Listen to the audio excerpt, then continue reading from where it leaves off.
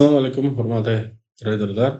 Sizlar bilan men Bekzod Hakimov va bugun biz sizlar bilan 2024-yil oktyabr oyida, ya'ni 12 oktyabr mana shu analizda gruppaga tashlagandim va xabarlaringiz bor. Ushbu analiz ishlab berishini istamagandim, lekin har doim bozor bir tarafga, ya'ni bir yo'nalishda ketmaydi. Albatta, korreksiyalar bo'ladi va mana shu korreksiyani hisobga olib, biroz cho'chigandim. Judayam katta qaytish bo'lishini o'sha payti bilgan edik. Va ko'rib turganingizdek, ushbu analiz o'zini atrofotgasini deyarli bajarib qo'ydi. Hali bor, to'g'ri. Bizda shu bilan men o'ylaymanki, bu qaytib ketmaydi. Men o'ylayman hozircha keyingi o'rin 4800 bo'lsa, shu yerdan bir razvorot qidirib ko'rishimiz mumkin.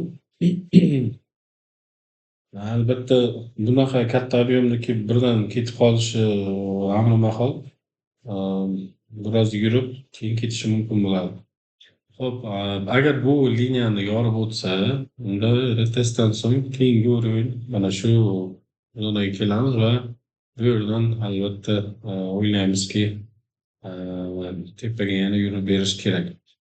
Afsus, bozor mana shunday.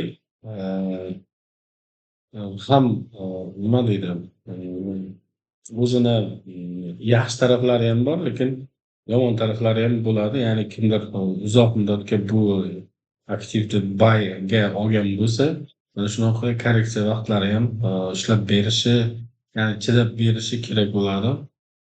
Mana shunaqa paytlarda ko'pchilik yirik investorlar, jumladan xabarlaringiz bor, Warren Buffett kabi yirik investorlar uzoq vaqtdan beri kutib kelayotgan bir hodisa bu. Ayniqsa boshqa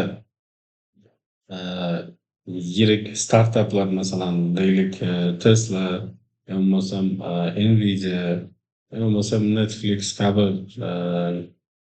yirik kompaniyalar aksiyalarini albatta mana shunday katta yirik mablag'ga ega bo'lgan investorlar xarid qilishni boshlaydi. Mana bu nuqta. Endi ularda qanaqa analiz qilib beradigan tahlilchilari bor yo'qligini bilmayman. No, yirik miqdorda, ya'ni o'tgan safar yozgandim, 380 milliard dollarga yaqin naqd pulda kesh ushlab o'tiribdi Warren Buffett. Albatta, mana shu